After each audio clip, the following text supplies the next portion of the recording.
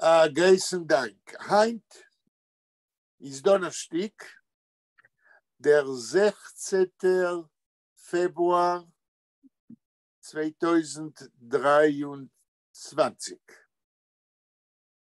Heint treffen wir sich in der Rahmen von Lernen Yiddish und Yiddish Literatur online. Wir treffen sich in der Rahmen schon 2 Jahre mit 10 Monaten. Und heint der Nummer von unserer Treffung ist 235. פגישתנו היום היא פגישה מספר 235. דוספורי כמול. סליחה, פרופסור, לא רואים אותך, רואים רק את המדפים עם ספרים. לא, הפוך. מה פירוש הפוך? עכשיו על עצמך קצת. עכשיו, כן, התחלנו. רגע, אני עכשיו בסדר? לא כל כך. יותר טוב, אבל לא כל כך. עוד קצת. עוד קצת מה? למעלה, למטה? כך על עצמך. עכשיו? למטה, כך. לא, רואים רק חלק קטן מראש שלך. עכשיו כבר לא רואים בכלל. רגע. עכשיו רואים. בסדר. ועוד קצת. אז דוספורי כמול, בפעם שעברה, ביום שני, haben wir sich abgestellt bei einem sehr,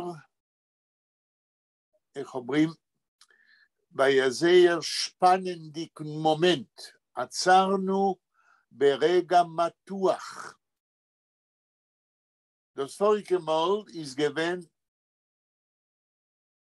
das zweite Mal, was wir haben geredet, wegen der Wichtigkeit von Brief, was Yiddish Schreiber haben geschrieben zu ihren Kollegen. Und wir haben gesagt, als die Brief, was jiddische Schreiber haben geschrieben, seien ein wichtiger Mocker, a very important source, כדי zu lernen wegen der Geschichte von der jiddischen Literatur im 20. Jahrhundert. Und in die 2 letzten Treffungen unsere habe ich euch gebeten verschreiben 7 Namen von Jiddisch-Schreibers.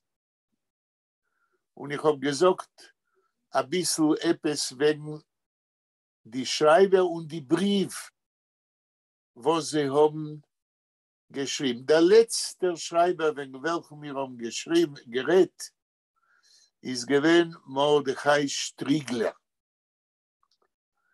Und wegen ihm habe ich angegeben, erzählen, eine persönliche biografische Notiz.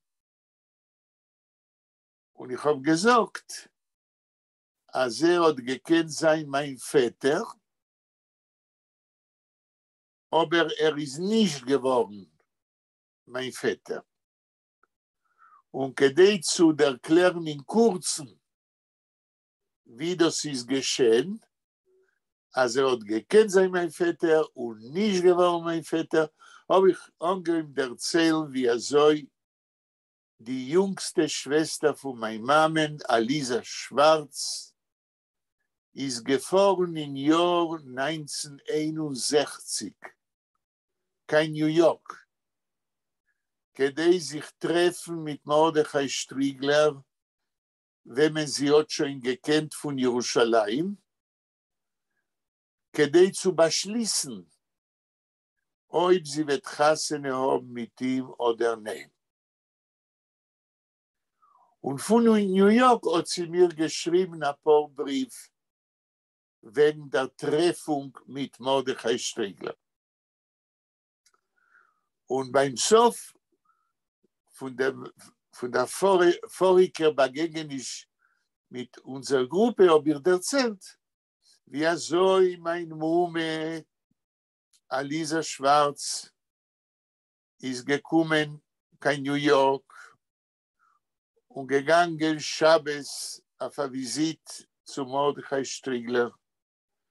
Und so wie mein Mume hat abgehit Shabbos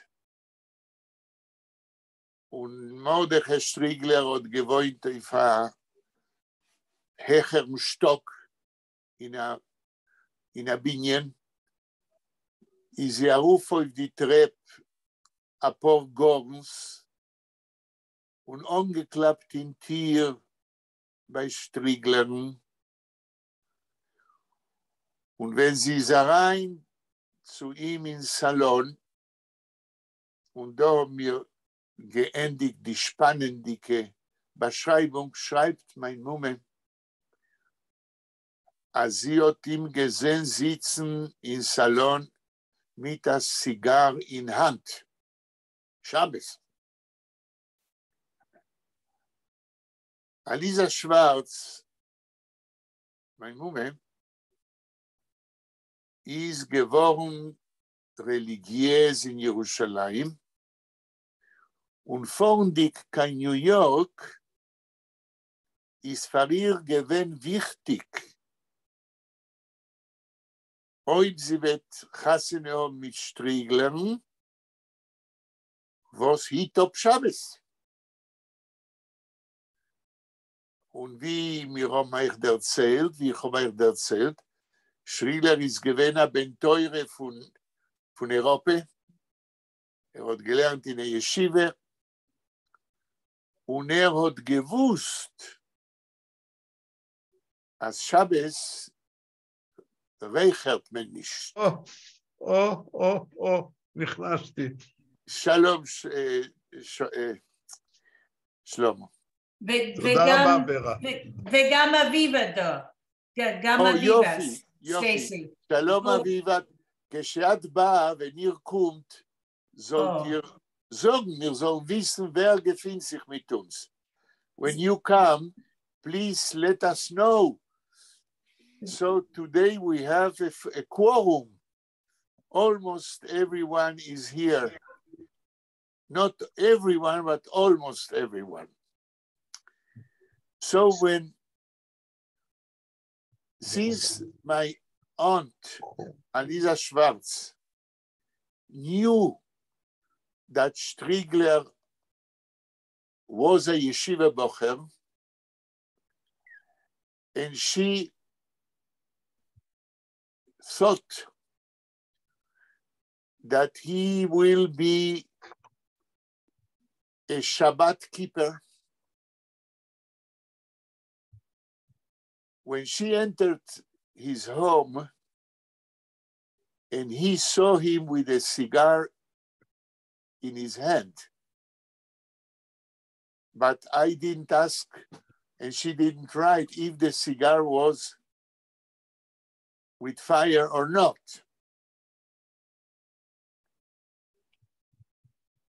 I guess that Striegler, who was a very intelligent person, and not only an intelligent person, but Striegler is known by everyone who read his books about the Holocaust.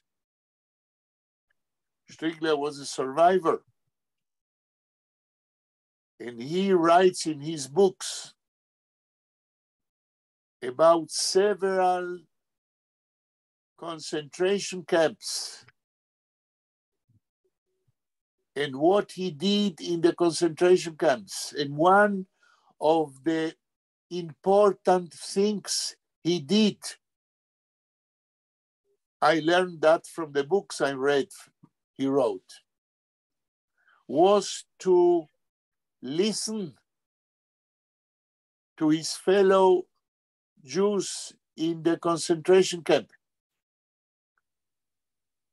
And after the war, he wrote about them. He wrote about what he heard from them. He was a very careful listener to the perils of the Jews under Nazi rule. For him, as a writer, and he was a writer also before World War II, it was very important to tell about what he heard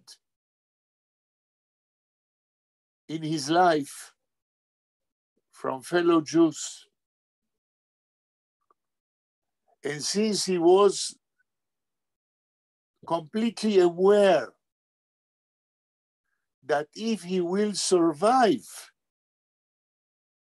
he will be one who will write the history, the human history of Jewish life under Nazi rule.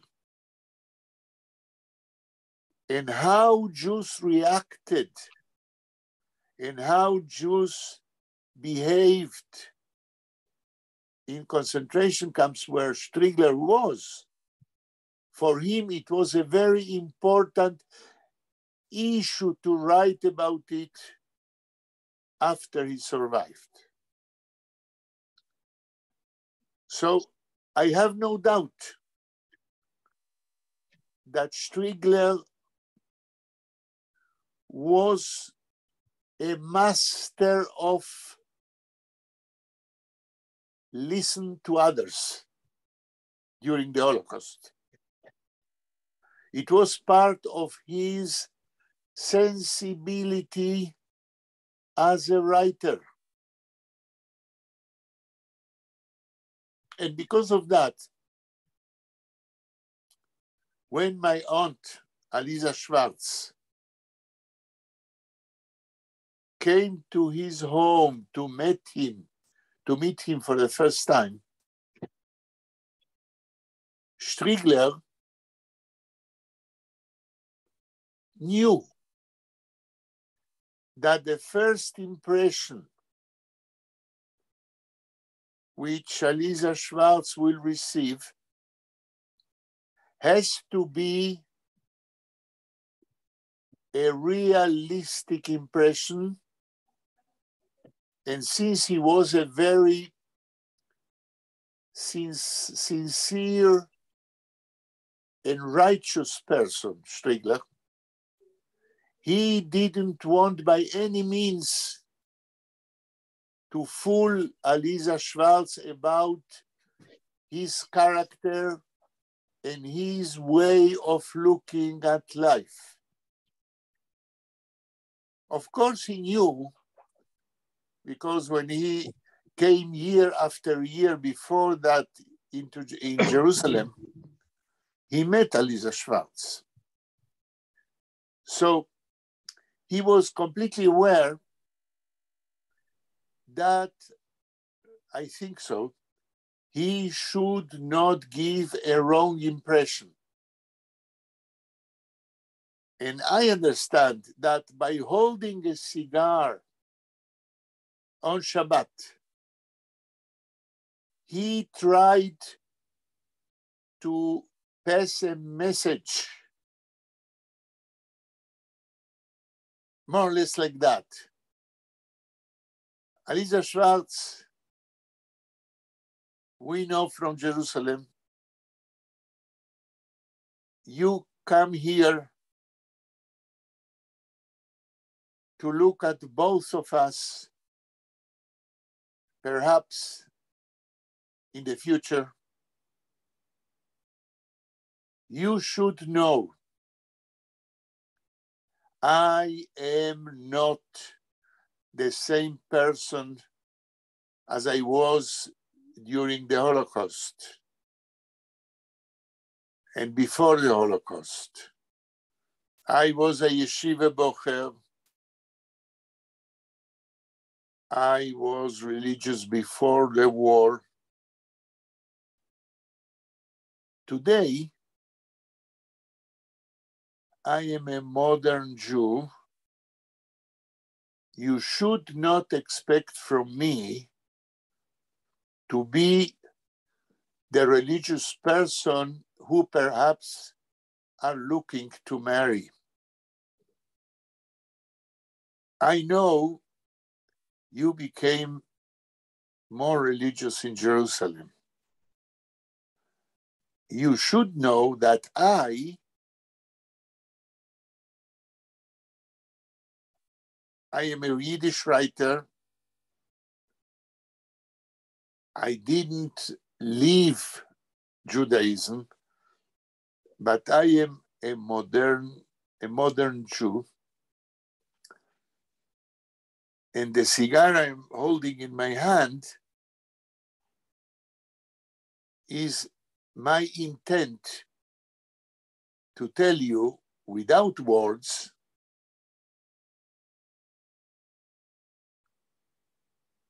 that you will not receive in the future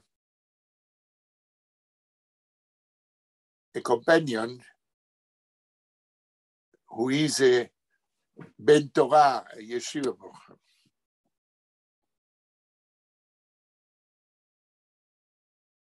When Aliza Schwartz, and this was more or less my impression from what he wrote and what he told me when she came back to Jerusalem, when she saw the cigar, lighted or not lighted, she understood more or less the message. And as I understood, she made what we call in Hebrew achora pnei. She left the house of Strigler, but from 2 or 3 letters my aunt wrote me from New York, she told me in the letters that she didn't ban Mordechai Strigler, and they went together afterwards, in the time she was in New York, to meet friends of Mordechai Strigler, cultural people, maybe writers. So they went together to visit people, but her decision was, it seems, as I knew, not to marry Mordechai Strigler because she was expecting to marry a religious person and not a modern Yiddish writer. So after a month or so, she came back to Jerusalem. And this is the story. In my opinion, if I have to confess, she made a mistake, a big mistake. Because Mordechai Strigler didn't become an apostate, and he didn't leave Judaism at all, and he continued to be a Jew, and perhaps a believing Jew, but a modern Jew.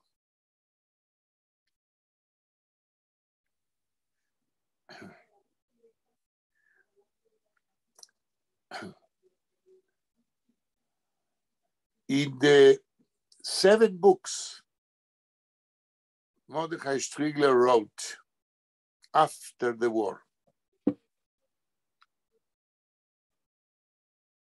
He realized a promise he did to himself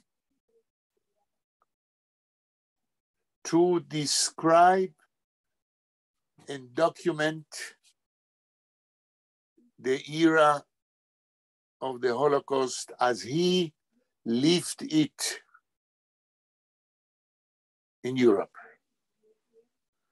He saw his books about, he wrote other books also, but these 7 books about the Holocaust, he saw them as the first duty of himself as a survivor. And I must say, I read all of them. And I must say that since they were not translated into Yiddish, into other languages, it's a big pity, because Mordechai Striegler is a very capable Yiddish writer. And the person who wants to have a glimpse today into the Holocaust, it's mandatory he should read his 7 books, which are pure literature, but literature based on Striegler's decision during the Holocaust to hear everything, to listen to everybody, and to incorporate what he heard and what he lived by himself into those books. Immediately after World War II, the first thing Striegler did was to close himself in his room and write the books. He saw that as the first duty of a survivor of his kind.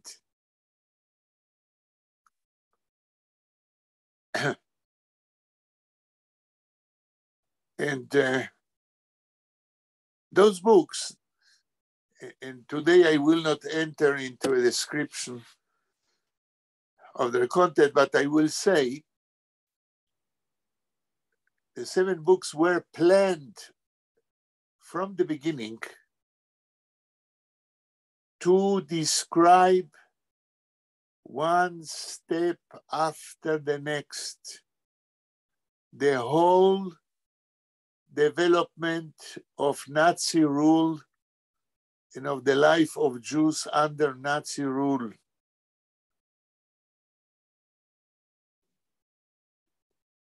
From the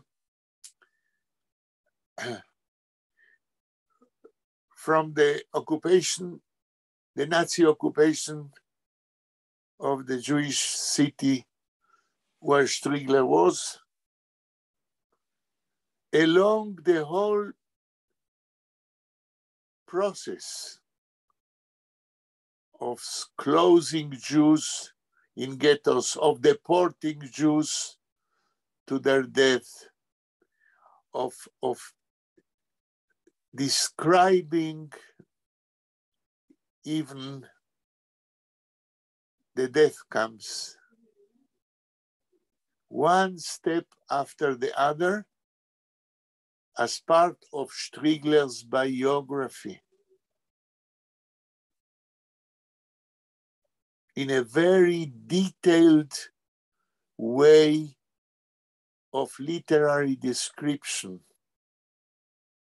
very detailed, but not only the details deal in his books with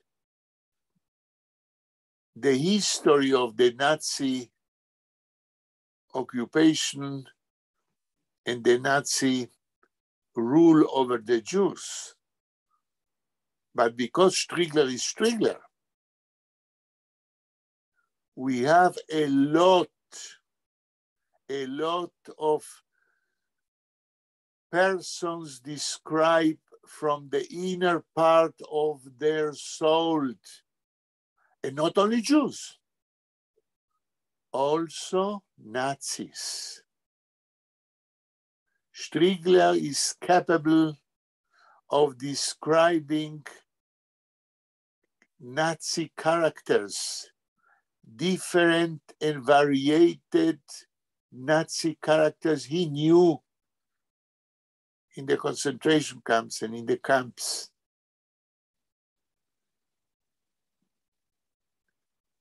I would say that the fact that Striegler's books are in Yiddish and were not translated into any other language, or almost not translated, this is one of the biggest losses to the history and the literary history of the Jewish response to the Holocaust. And the irony is that even professors who teach the history of the Holocaust, they either don't know Yiddish and cannot read the books, or even if they know Yiddish, they did nothing to research Striegler's Holocaust literature, together with other books he wrote after the war. In my opinion, together with Chaim Grade, which was not almost at all under Nazi rule, Striegler is perhaps, together with Katzetnik, one of the most important writers about the Holocaust. And so many years after World War II, no one is doing anything, as far as I know, to translate all his books about the Holocaust and to use them also as a source, a primary source for the history of the Holocaust. But what I am saying is not completely true. There is one woman, a survivor of the Holocaust, who was about 14, 15 years old during the Holocaust, and she survived, who wrote a book about her experience during the Holocaust and used Striegler's books as a source also. But this is all. I am trying at this moment to remember her name. Sie hat geschrieben auf Yiddish oder welche Sprache? Sie hat geschrieben auf Polish und danach hat sie oder Remetzer hat übergesetzt auf Hebräisch. כן? Und ich meine, mir hat das auch übersetzt auf Englisch.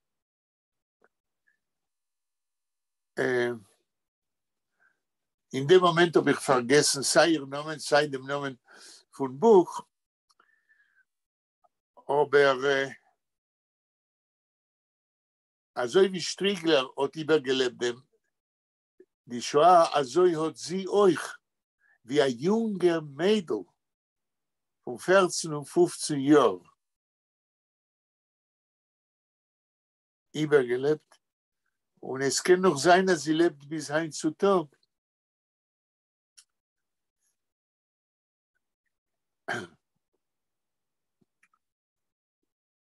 כן.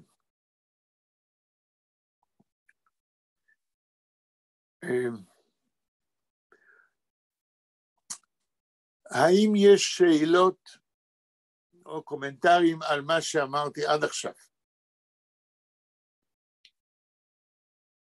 לגבי העניין של החשיבות של מכתבים, של סופרים,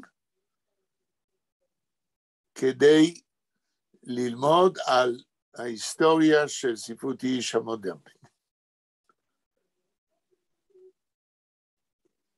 כן. Aviva, maybe you want to say or ask something? Sie hat geschrieben, dass sie kann nicht reden jetzt. Of English. Can you speak English? No, sie hat geschrieben, dass sie kann nicht reden. Das ist das Liebe, weil wo sie wohnt. Ja, wo sie wohnt. Etwas.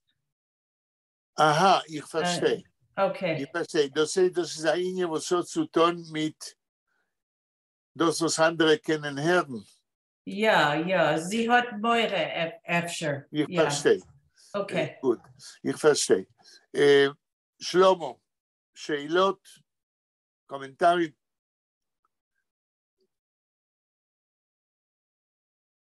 שלמה? Is Shlomo hearing what we are speaking? Ich sehe ihn, aber... Shlomo, you are mute. Can you speak?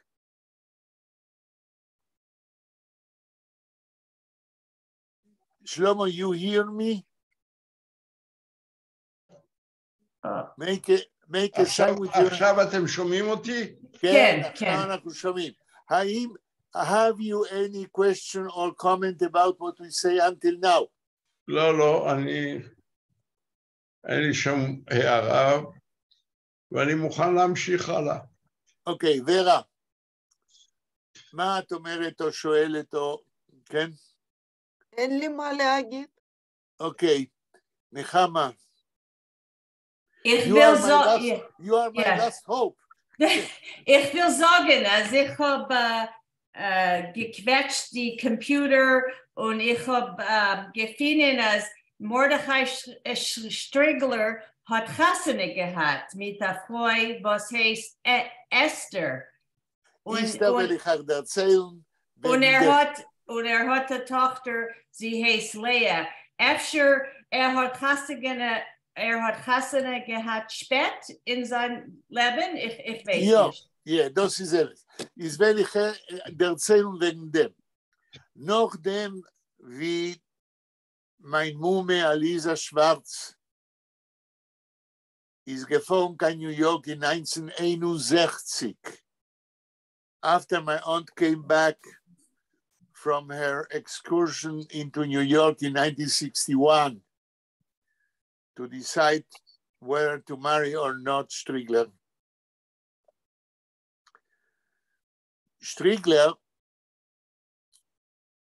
who was, I think, afterwards 51, he was in England, and there he met the woman he married about 1967, if I'm not mistaken, or 68. This woman was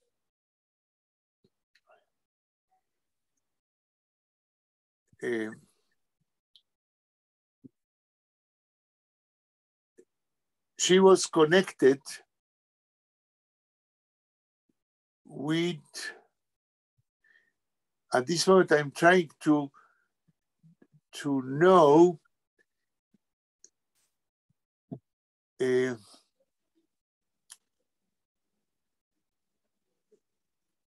she was a student of chemistry in the Hebrew University in Jerusalem. Yeah. And her professor, if I'm not mistaken, knew Mordechai Strigler. But Strigler met this woman without any connection with her professor of chemistry in the Hebrew University and decided to marry her. The daughter, who was born in 1968, if I am not mistaken, Leah Strigler, must be today in her middle 50s. She lives in New York, and I met her in New York. I will not tell the whole story, it's a long story. She was many times in Israel, and she knows a little bit Hebrew. And I interviewed her once I was in New York about Mordechai Strigler, her father. I also interviewed Esther Strigler about her husband. Esther Strigler used to come to Jerusalem several times as a volunteer to teach English to students of the Hebrew University. And we met many times here in Jerusalem. And once when I was with Tova, my wife, in New York, the story is a long story, I'll make it short. I convinced Esther Strigler and Leah Strigler to translate the archives of Mordechai Strigler to the Hebrew University in Jerusalem. And I assured them, Esther Strigler and Leah Strigler, that with my help, I will organize the archives, a very big archive. And I will pass it to the Hebrew University, and this is what I did. Today, in the archives of the National Library in Jerusalem, you can see online a very detailed description of all the items in the archives of Mordechai Strigler. And there are a lot of manuscripts who were not published until today, and letters who were not published until today. So as you can understand, the research of Holocaust literature and Yiddish writers, survivors of the Holocaust, is only at its beginning. But in order to do that, you have to know Yiddish. And you have to know Yiddish Jewish history. And you have to be very versed in Holocaust history. And you have to know Judaism. Because the person who reads Mordechai Striegler's books, not only about the Holocaust, but books he wrote after the war. He has a book about one of the biggest problems of Jewish culture, which is also connected to the problems of the Holocaust. And this is a book about agunot. What is the rabbinic decision about whether a woman who lost her husband in the Holocaust may and doesn't know what happened with him, may marry again or not? Is she a married woman or not? The problem of agunot, I don't know how to say it in English. Mishu מכם? It means a chained woman. Her husband has to release her in order for her to get married again. Yes, but he cannot release her because no one knows what happened with him during the Holocaust and before the Holocaust. Even before the Holocaust in Jewish history, what should a rabbinic rabbi decide about a woman whose husband disappeared and no one knows what happened with him? There is a whole literature, a rabbinic literature, how to behave from a halachic point of view. And Striegler was interested in that problem even before World War II. And he wrote a book about that before World War II. But the book gets lost because of the war. And after World War II, Striegler even went to the library in London to look after material about anything they have about agunot.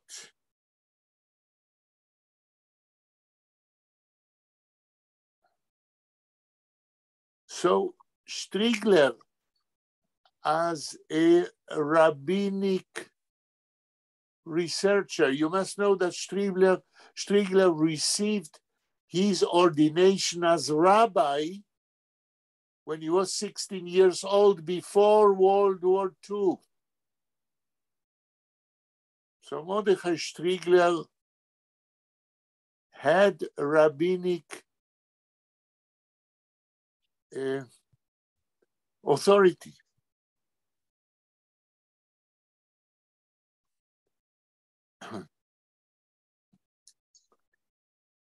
So even from the Jewish point of view, Mordechai Striegler, as a Yiddish writer, is completely immersed in the Jewish halakha, in the Jewish way of rabbinic thinking. And he never lived his Jewish consciousness from that point of view.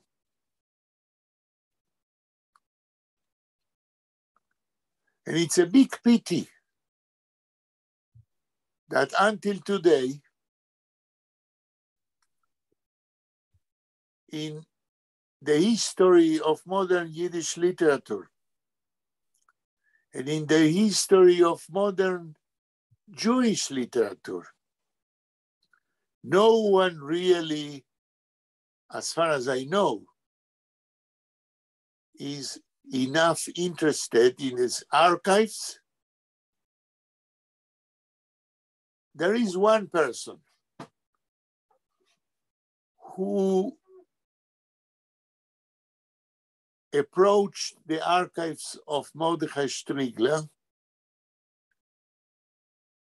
a person who wrote a dissertation about the Eastern European yeshivot.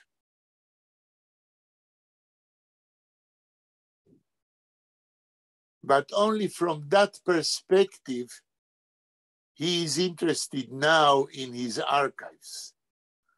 But there is no researcher of Yiddish modern literature who has enough motivation to research such a rich archival documentation at the National Library.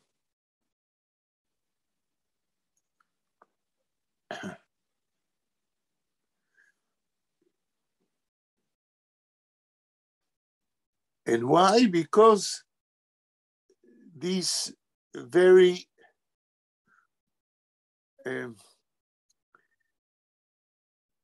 absurd situation that the persons or the researchers who can research Strigler's archives don't know Yiddish enough. And those who know Yiddish don't know Judaism enough. And those who know both things don't know Holocaust history enough.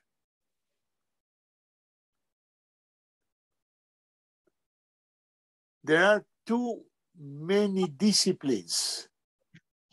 A modern researcher of today of Jewish cultural history, there are too many things he has to know in order to be able to do a sound research about a writer as Mordechai Strigler.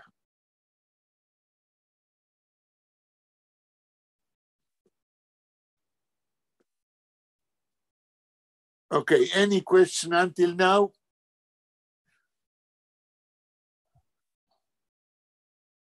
Okay. Now I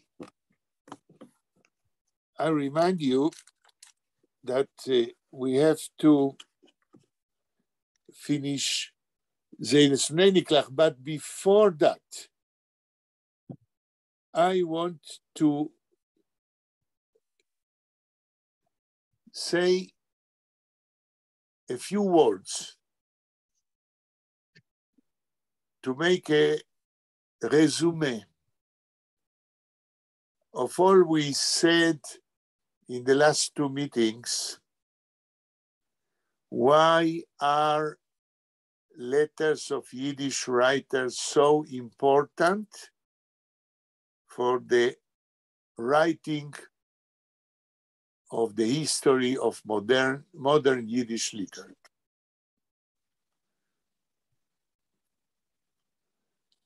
Number one,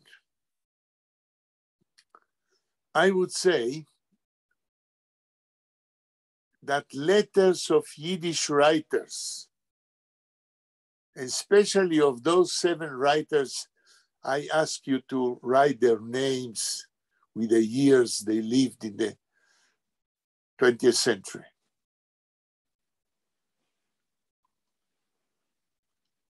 Letters of those outstanding Yiddish writers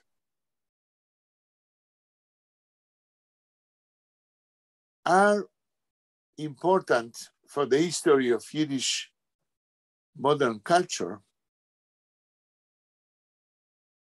First of all, because a writer in general and a Yiddish writer in particular,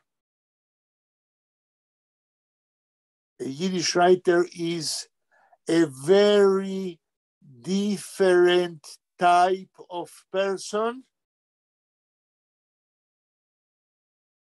very different from any other Jew who speaks and reads Yiddish. And why? The importance and the difference between a Yiddish writer and any other Jew who speaks and reads Yiddish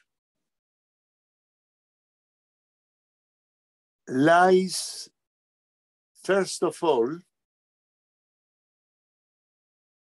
I think so. This is my opinion. The difference lies, first of all, in a higher treasure of what I call sensibility. How would we say sensibility in Hebrew? Regishut. רגישות.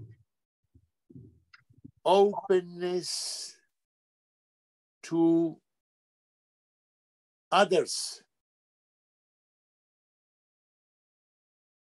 Awareness of your own feelings, the feelings of the Yiddish writer. This is one thing, sensibility. The other thing, which make Yiddish writers, especially those we wrote in our list, the second thing is the mastery of the language in Yiddish. A Yiddish writer, as those which their names we wrote, the 7 writers I mentioned, a Yiddish writer like that can play with the Yiddish language in order to express anything he wants to say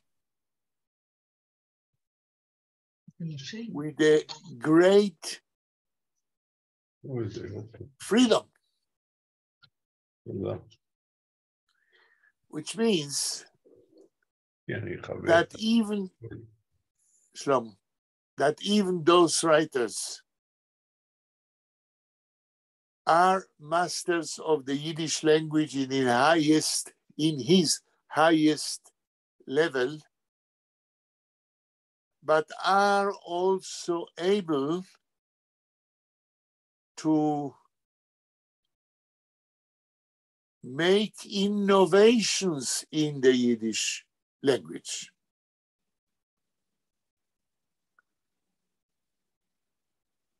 So sensibility is one thing, mastery of the Yiddish language is another thing. Number 3, Yiddish language itself is the highest communication means of modern Jewishness in the 20th century. Because you shouldn't forget that the Hebrew spoken language, or even the Hebrew written language, is relatively a completely new stage of communication in Hebrew. But Yiddish, the Yiddish language has a history of 1,000 years of a spoken language, of 750 years of a written language, and of hundreds of years of a printed language. So Yiddish, if we compare it with Hebrew, Yiddish as a communication way between people, between Jews, is much richer, much older, and much elastic than Hebrew. And we learned that also from the translations of the Tanakh into Yiddish. The person who reads Yehoash, the poet Yehoash, who translated the Tanakh into Yiddish and helped himself with former translations into Yiddish of the Tanakh hundreds of years back.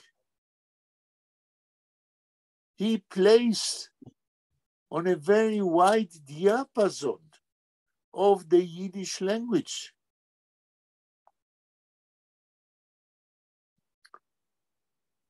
So the person who knows the Yiddish language, not only from the 20th century,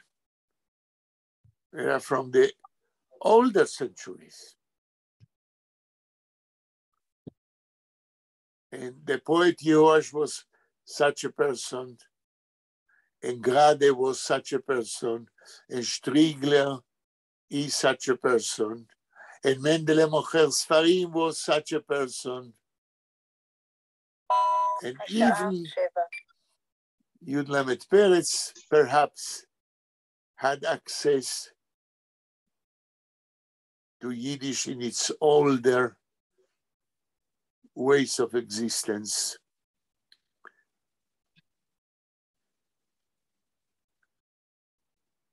So what we are trying to say is that today in universities in Israel and abroad,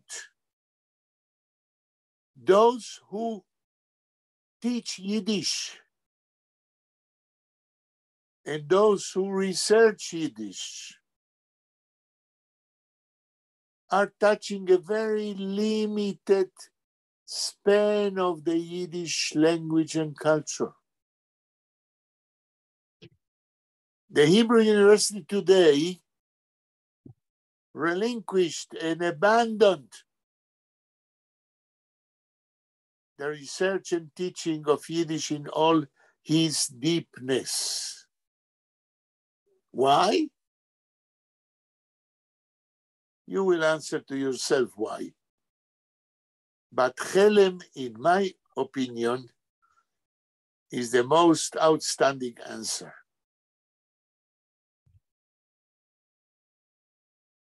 And ignorance is the second answer. What we call in Hebrew ba'arut. Not to know your own culture is the worst thing which can happen to a nation. And this is happening in the 20th century and today to the Jewish nation.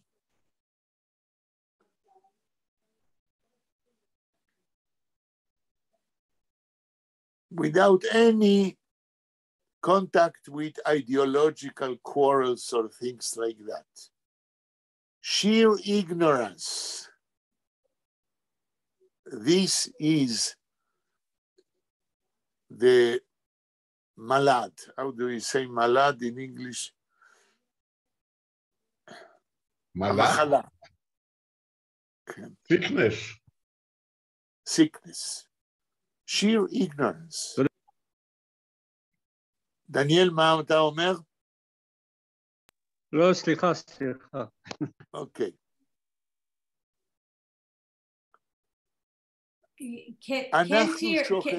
Can't you a bissel soll ich verstehen, was hat heutzutage Miriam Trin, sie ist ein Professor und sie lernt in Universität Yiddish, was hat passiert? Was hat passiert mit wem? Mit Yiddish in Hebrew University of Jerusalem. Das, was ihr redet, wegen? Ja, laut meiner Meinung, ob ihr fragt eine direkte Frage. Was hat passiert mit Jiddisch in Hebräischen Universität? Mein Antwort ist zu der Frage. הפושטר דין וחשבון לגבי די גשיכטה von Lernen Yiddish in Hebräischen Universität. To answer your question, your direct question, you are not asking what happened with teaching Yiddish all over the world. You are asking me, because I am professor in the Hebrew University, you are asking me what happened with the teaching and researching of Yiddish at the Hebrew University. And I will answer you in the most objective way I can,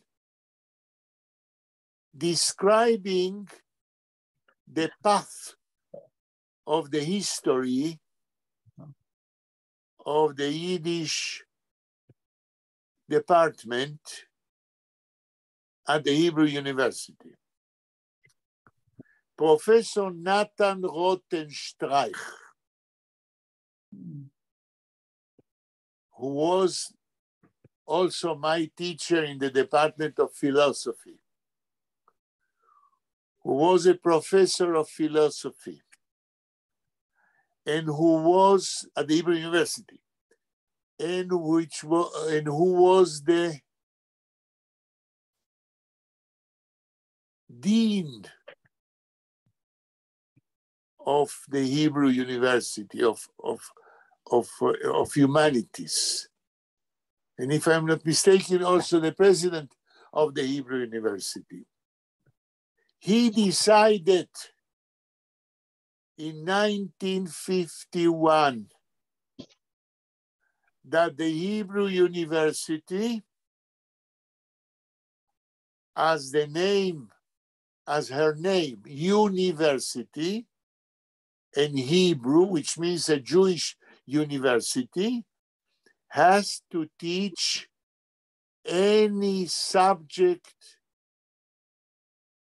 of Judaistic studies, because it's a Hebrew university, a university of the Jewish people. And he decided, even though, if I understand, he was not a professor of Yiddish. He was a professor of philosophy. He decided that Yiddish language and literature is one of the most neglected Jewish studies in the world, and that the Hebrew University needs a professor of Yiddish language and literature. And Professor Rothenstreich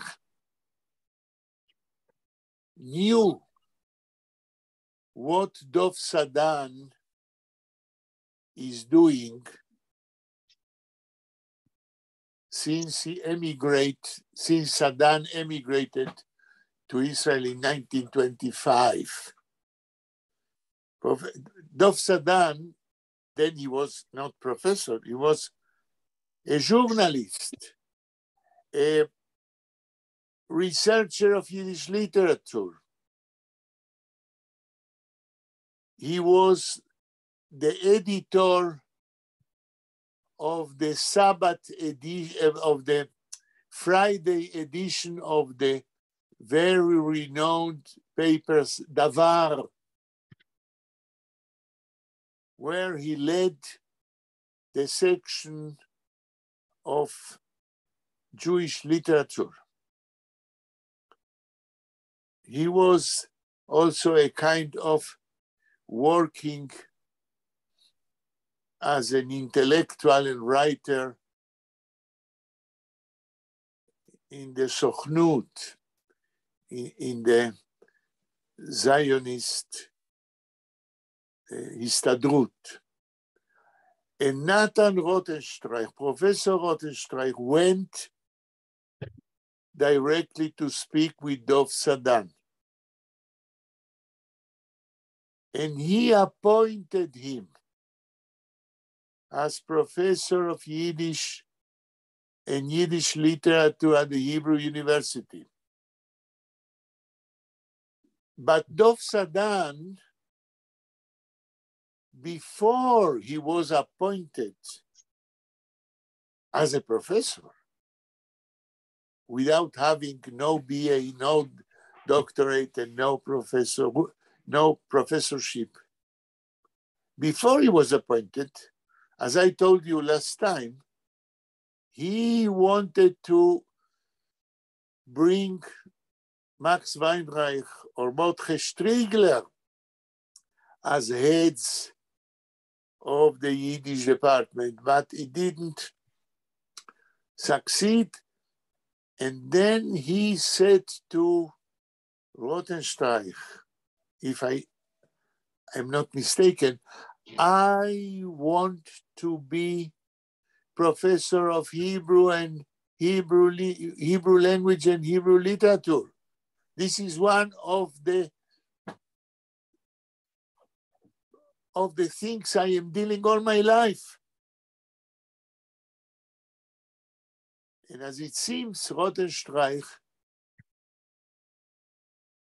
thought that what the professors of Hebrew language and literature are enough he can bring to the Hebrew University, but professors of Yiddish language and literature, only Dov Sadan can do it at that time, at the beginning of the 50s. And Sadan had no other way but agreed. And how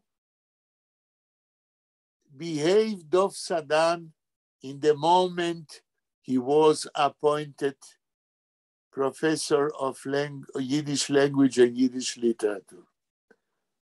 At the beginning of the 50s, Mount Scopus, Har HaTzofim,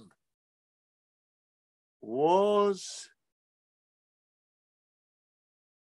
distanced completely from Jerusalem. It was an enclave because of Milchemet HaShichur, of the Independence War. And Mount Scopus was a kind of isle where every couple of weeks, Jewish soldiers in a caravan with an agreement of the cease of fire went to Mount Scopus, Har HaTzofim, and kept this place, who before the Independence War was the place of the Hebrew University. And because of that, the whole National Library was there. So Dov Sadan asked Tzahal, the army, please, when you change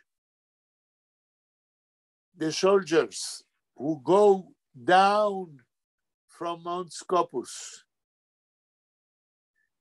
you must to make איך אומרים? קונטרבנדה. איך אומרים קונטרבנדה באנגלית? To ton epis umlegal. נכון, you have to hide, for me, Sadan said, 400 books in Yiddish. You have to bring them down from the mountain. So I will be able to read them in order to be a professor of Yiddish language and literature. The whole concentration of Yiddish books were on Mount Scopus. And so it was. 400 books went down camouflaged to Jerusalem, to the National Library in Jerusalem. And Dov Sadan read them all. This is the way he prepared himself to be head of the Department of Yiddish Language and Literature at the beginning of the 50s. At that time, there was, as I understand, no person in the whole, no person, it's not right. Max Weinreich in New York, he read 400 books and perhaps more.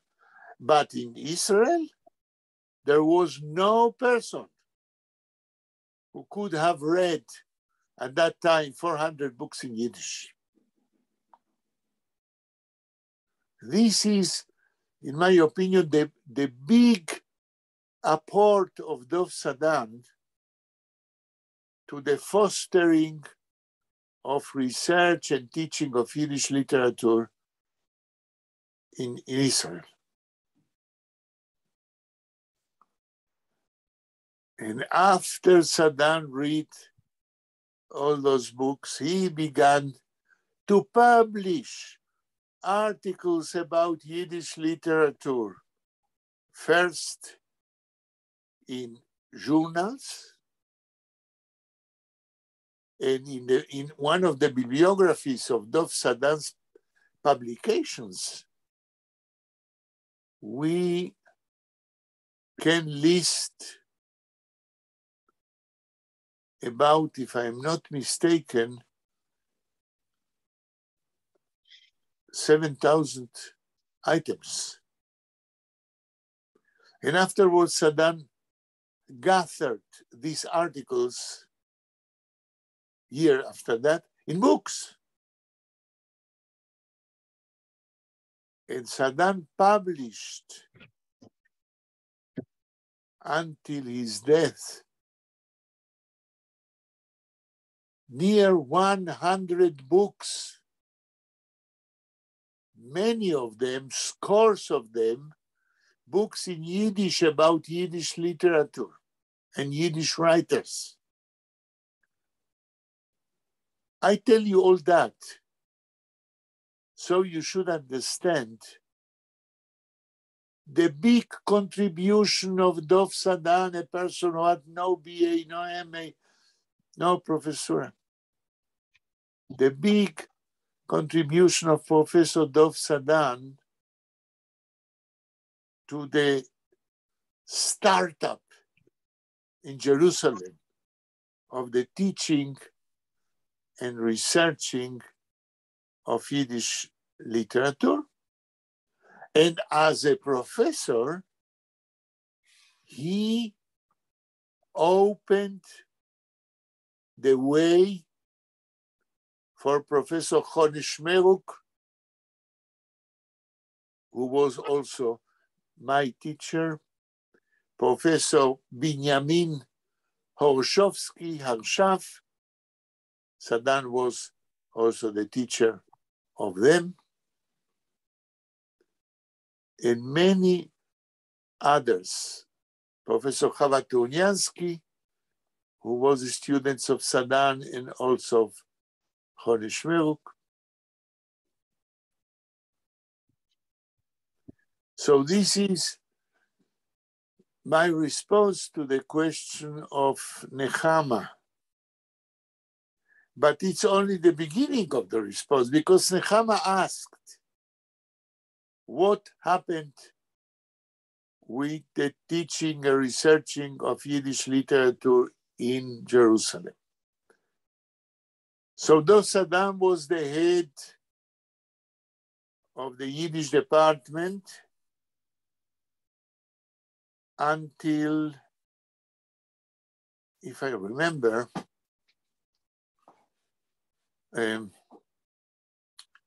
from 1951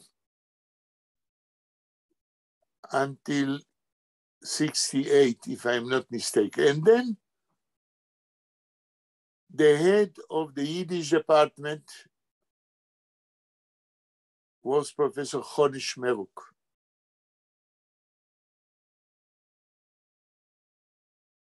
And when Professor Choni Shmeruk pensioned, the head of the Yiddish department went to one of his students, Professor Chava Turniansky.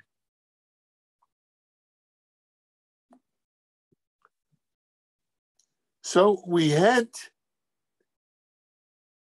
a Yiddish department of learning Yiddish language and teaching Yiddish literature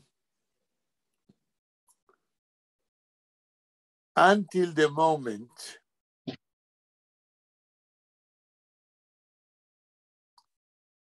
the University of Jerusalem decided that the המבנה, that the structure of the learning and teaching Yiddish at the Hebrew University will not be anymore a structure of a discipline which is only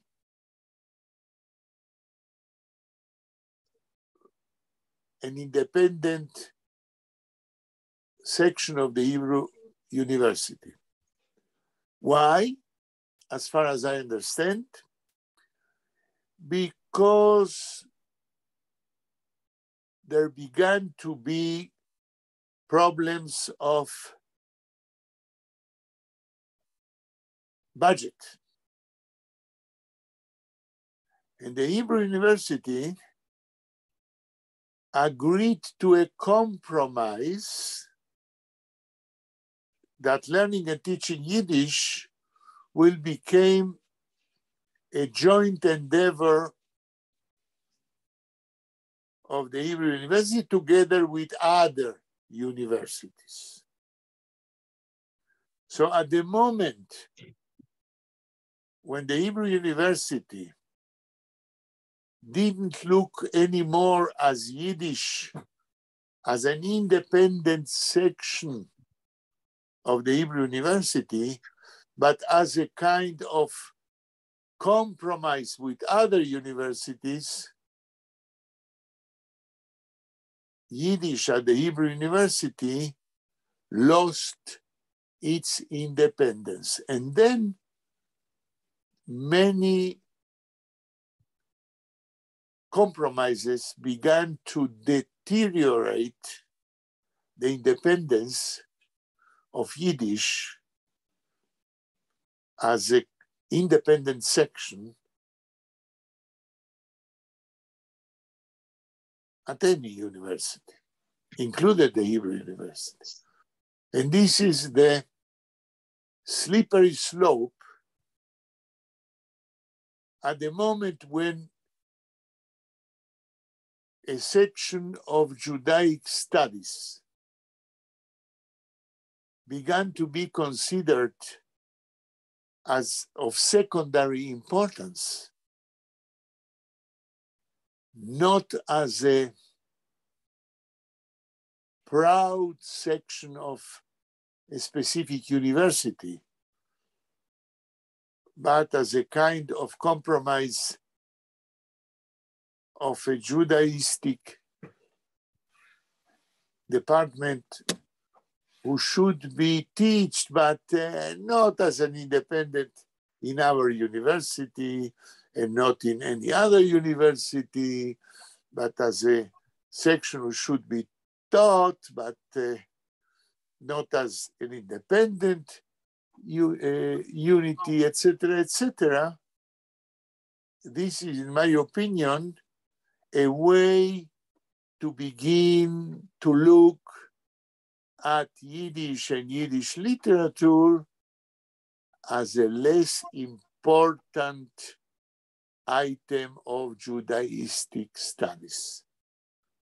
And this is already, I would say, if not a political way of looking at Yiddish, at least I would say, a way of looking at Yiddish, perhaps as a consequence of an ignorant way of looking at the contribution or place of Yiddish culture during the last 1,000 years. And the irony of the situation is that Dov Sadan is one of the researchers who discovered the first and analyzed the first inscription by hand in 1272 in the 13th, במאה ה-13, in the 13th century, in the Mahzor of Worms. And the inscription says in Old Yiddish, Gut Tag im Betag, es wird dieses Mahzor in Beisa Kresses Tag. In 1272, it was written by hand.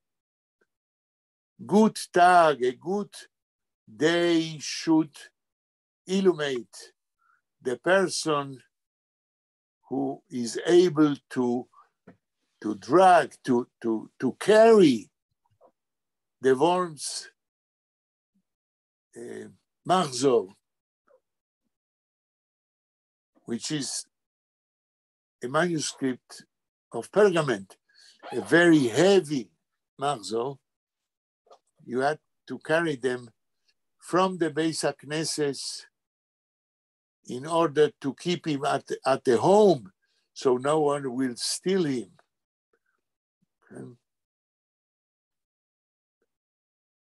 כן.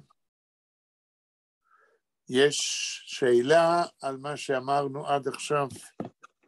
There is any question of what we say until now? השעה 7:27. אני רוצה להעיר משהו לגבי ההשוואה בין עברית ליידיש. כן. קודם כל, עברית היא שפה עתיקה, והיא עתיקה יותר מאשר יידיש. נכון. אני זוכר אף אחד לא אמר אחרת, כן. לא, אתה אמרת שיידיש היא שפה שמדברים בה כל כך הרבה שנים, ובעברית לא. אז נכון שהשפה המדוברת בעברית היא די צעירה, אבל על זה דיברתי. רק על זה דיברתי. השפה עצמה היא נהדרת, היא עתיקה והיא... שלמה, על זה דיברתי. מה שרציתי להגיד, what I wanted to say was, there is no doubt that Hebrew has 3,200 years. But as a spoken language, Yiddish is older, and that means that Yiddish is also today, in the 20th century, more elastic than Hebrew. This is what I wanted to say. I wanted to say that Yiddish has a contribution to the communication possibilities between Jews. A very agile, Begendig. Gamer begende Sprach. Und das meint, als wenn mir hört auf zu lernen Jiddisch und jiddische Literatur, wie ich habe euch bis jetzt erklärt, der harget man einem von den wichtigen Elementen von Kommunikation zwischen Jiden. זה מה שאמרתי. כן, טוב. כן. Entschuldigung. כן, שלמה. אני רוצה לספר פה אנקדוטה שביקר אותי פעם אחת, אחד הסוכנים מאנגליה, כן. ושאל אותי, what's the meaning of שלמה? רגע, סוכנים של מה? סוכן של מכונה, אנחנו קנינו מכונה לספירת כסף, מאוד מאוד יקרה. From the National Bank of Israel. Try to say it in English so Aviva can understand every word. Once upon a time, an agent from one of the companies in England had visited me, and we, as usual, I took them to the ancient city, and we chatted about everything. And he asked me, what is the meaning of Shlomo? So I said to him, Shlomo is Solomon. So he said, okay, why aren't you called Solomon? Because Solomon is in English, all the world knows. So I said to him that please keep in mind that Hebrew is ancient language, and when Solomon concubines has whispered his name at night, they whispered Shlomo, not Solomon. So that's your humor. Yeah, okay. That's all. Okay. I will add to what you said that your name is Shloime, right? Sorry? Say it again. הוא שואל אותך למה קוראים לך שלוימה? כן.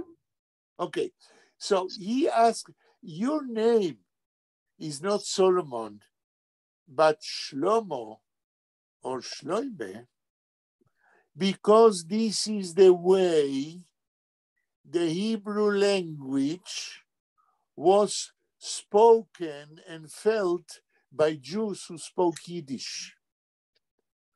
This is what I'm trying to say. The amalgamation of the Hebrew language as a part of the Yiddish converted Yiddish and Hebrew together in one culture, in one amalgamated culture. And at the moment when we cease, as we did that in the last scores of years, to teach Yiddish and to research Yiddish literature, we are castrated ourselves. Excuse me for the word. Okay. I am hearing what I am hearing. We finished? גמרנו? Yeah, כן, כן. ככה זה נראה. בדף ליין חיים גראדה, yeah? But לא מרזוגן, as enough with all these chats. Next Monday, the first thing we do, we read, we finish Chaim Grade. Agreed? Yeah, yeah. Okay. אם ככה, תודה רבה לכם. תודה רבה לך. ניפגש ביום שני. Vera ist weg. Efter sie ist geschlafen ein bisschen. As after sie ist... Good. Yeah. Okay. את סוגרת את ההקלטה. Ein Minute, okay.